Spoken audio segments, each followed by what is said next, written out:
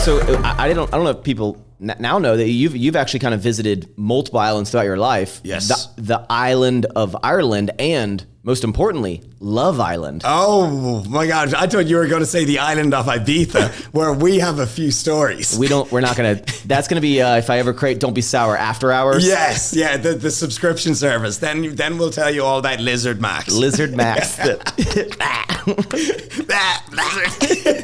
But yeah, so Love Island, that is a funny one. It's on right now. I didn't know. Yeah, so I came home last night and Taylor, my girlfriend, was watching Love Island, and when I said that I was interviewing tomorrow, and then I mentioned that you were on Love Island, she was like, no way. She instantly started looking everything up. So walk us through the whole Love Island experience, because this was random. One day, Rob just disappears off social media. It's his sister's running the account, and he just disappears to Love Island in a moment's notice. So walk me through how that happened. So first of all, I was like on it for like 2 days. Wait, actually, but before we start, what is Love Island? Okay, so it's like the Bachelor, kind of. It's a reality TV dating show where a load of single people are thrown into a villa in Mallorca, I believe it is, and you're just basically like, you have to couple up with someone, and that if you don't couple up, if you're a reject like me, you get thrown off the island. So it's a whole show. Is it so people are to find love? Yes. Yeah, and so it's like a dating show, pretty much. There's loads of similar shows, and there's even exactly. Oh, there's loads of challenges, and you get put on dates with people to get to know each other, and then you just have to really click with someone, and then you say it's kind of like Last Man Standing, musical chairs. That if you're not coupled up with someone, then a few people will go. So how did you get to be on the show? So that's the funny story about it. So the show is like 3 months long, okay, right, and it's already started like a month. And basically, if you're on it from the beginning, you usually get a lot of airtime and you get a lot of clout, and your following blows up and everything, and people get really attached to you. But they throw in like cast members over the summer, so like they just threw me in on like month one. So you weren't on you weren't on the launch of the show. No, I was not on the launch, right? And so this is why I was only on for 2 minutes. People, and it's hard to find content. It's hard to find because I'll get to that in a minute as well. So I was in Ibiza at the time, and then I get an email from ITV being like, hey, we seen your YouTube channel, we see you're into fitness, you like traveling, would you want to like jump on the show next week? And I'm here like coming down, I literally have hardly slept. I'm like, this has got to be a joke. I'm like, one of the lads sent me this. It's like, this can't be real. And then, so there was a little number at the bottom of the email. So I called up and they're like, hello, ITV offices London. And I was like, all right, boys, which one of you is this? You gotta be playing a joke on me. And they're like, hey, Robert Lipsett. My English is terrible. Basically, it was real. And they're like, we'd like to throw you into the show last minute. And I was newly single at the time. I've been single about like 6-7 months after being in like a 6-year relationship. Right. So I was like, screw it, let's go. Okay. And so this is on Saturday. I had this phone call, and on Monday, I didn't even get the chance to like go home from Ibiza. So I rock up, no fresh fade, like literally dirty clothes. No. I was destined to lose. That's so interesting. Normally, I feel like when people go on shows, it's like, I'm going to go on the show in 6 months. There's like prep. There's, I don't know. A whole bunch of stuff. People like gym for, they get in the best shape of their life, and they research the show. Well, luckily, you're in your best shape of your life at all times. Yeah, stay lean. Stay ready so you don't got to get ready. Stay lean and mean. That's right. So you go on the show, like explain like what happened while you're on there. Yeah, so they take your phone, and right now I'm still like, is this a dream? Like I was in Ibiza like with my friends, with Mariah actually. Okay. With Mariah and a few others, and then all of a sudden I'm on this like reality TV show. I honestly was like, am I tripping balls here? Like what's going on? So they take your phone and they throw you in, and so then all of a sudden I'm in a TV show. And I'm just like, sometimes I'm a little bit too spontaneous. And then so I'm in it. And like they try to kind of, you have to really get involved in the drama. And there's already people kind of hooked up. And they're like, oh, go break up that couple there, get in there. And I was like, I don't want to do that. They seem nice.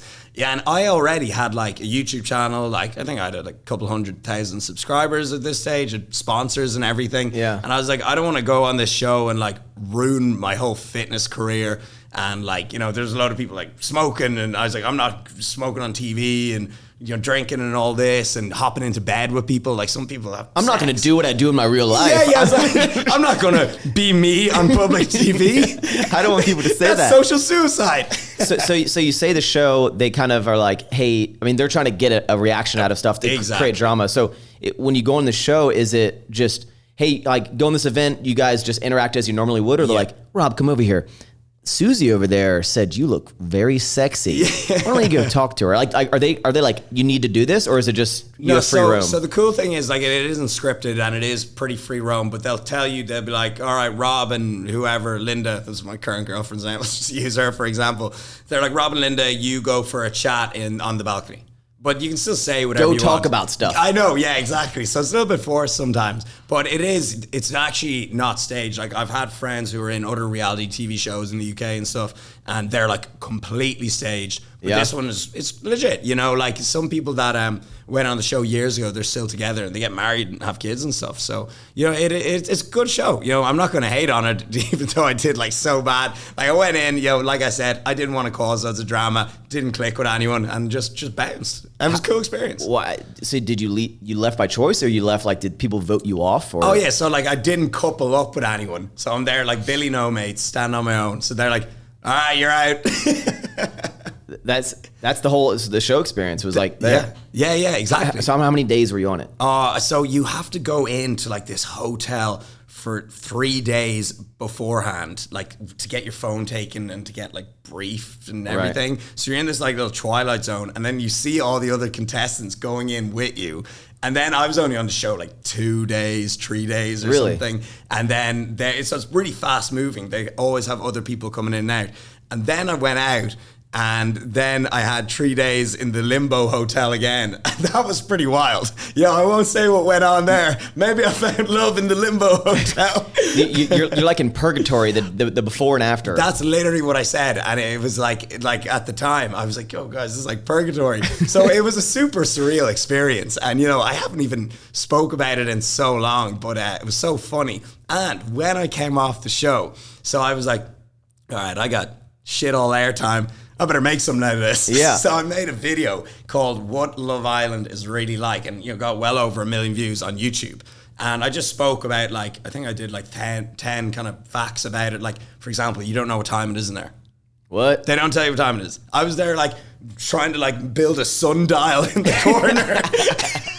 like Castaway, Wilson. Wait, does the sun set in the east or the north? Where? What year is it?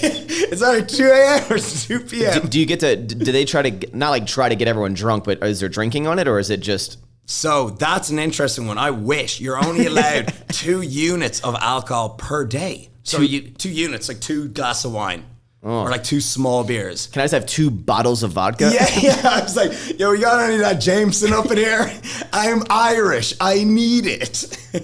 But so that's another one. And so I made that video anyways, and it got like a ton of views. And I actually got like 50,000 subscribers just off that video. So I was like, oh, well, that worked.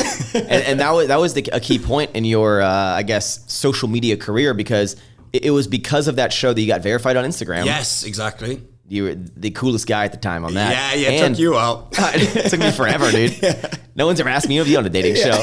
Actually, no, I got asked that there's an American show called The Circle. It's not really a dating show, but they asked me to I don't want to say go on the show, but they asked me to interview for the show, and they wanted me to be like someone who like faked who they were. They wanted me to be like the ex-girlfriend of someone. Sounds toxic as hell. I know. It was in the UK. They wanted me to film it, but I the reason I didn't want to leave because this was like the peak of COVID. You had to have like 2-week quarantine, 4 weeks of filming, and I was like, I don't want to leave my dog for 6 weeks. Yeah, no way. No, and the whole quarantine thing, that's just bad vibe. So not only did you get verified, you kind of milked it a little bit, because up until maybe yesterday, for all I know, you had Love Island in your bio. It goes on for 2 days, has 18 seconds of airtime, and is like, Love Island, Love Island crew.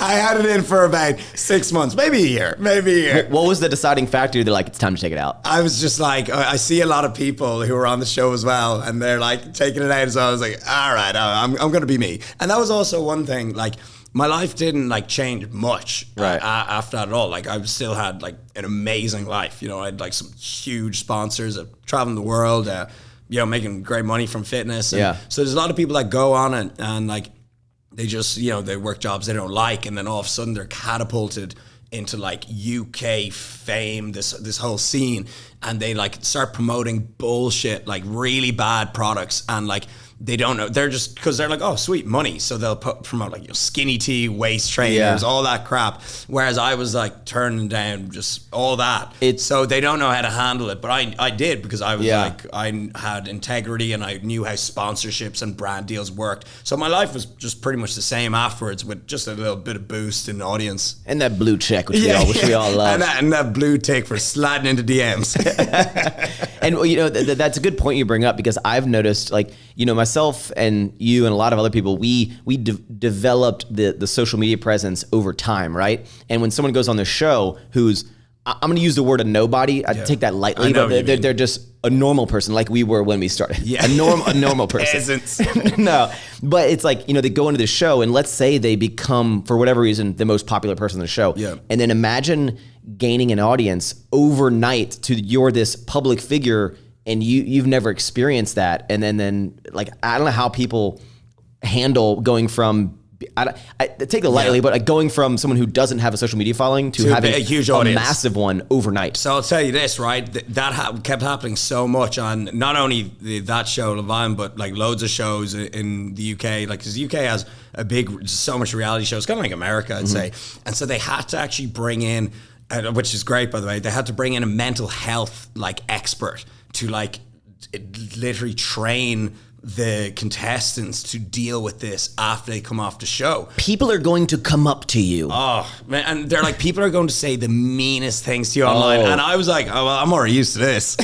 You know, so, but there was other people who weren't. And there was actually like a few people on the show that I went in at the same time that I still keep in touch with. And, you know, they did not handle it well whatsoever. I would imagine that probably girls have to deal with this a lot more, because let's say they become the fan favorite. Maybe they're like the sweetheart of the show. Nothing bad happens at all. They get this stardom, and then imagine just being like, wow, that was a really good experience. Maybe even I found love on a show. Nothing bad happened. They get all this stardom, and then now there's these no image accounts just being like, you're ugly, you're like everything. And I'm like, I wouldn't imagine, I mean, everyone doesn't like when people say random stuff, but imagine like never having to deal with that kind of negativity besides, you know, the mean popular people in high school or something. Yeah. And then all of a sudden just hundreds of accounts being like, you're so nice means you're fake. I hate you. I hate your face. I hate everything about you. It's crazy. It's nuts. And so we got like slowly trained in. Yeah. Like I'll never forget when I like started posting on YouTube on September 1st, 2014. And, you know, video got like a couple of thousand views or something. Yeah. And like I remember my first ever like mean comment. They're like, who the hell do you think you are, you big ponce, or something like that. And I was like, oh. My name is Rob Lipsett. Yeah, I know. And so that's how I actually started to handle it. Like, and even to this day, like some guy was like, bet you have no life outside the gym. And I was like, true. You know, I just agreed with it. And so I was always kind of good with taking the comments. But yeah, I definitely understand how it can mess with some people's heads. What is going on, guys? I am Maxx Chewning, your host. I hope you enjoyed this little clip. If you want to see the full, magical, lovely episode, just click the link down in the description or search Don't Be Sour on your favorite podcast streaming service. And remember, thank you for tuning in.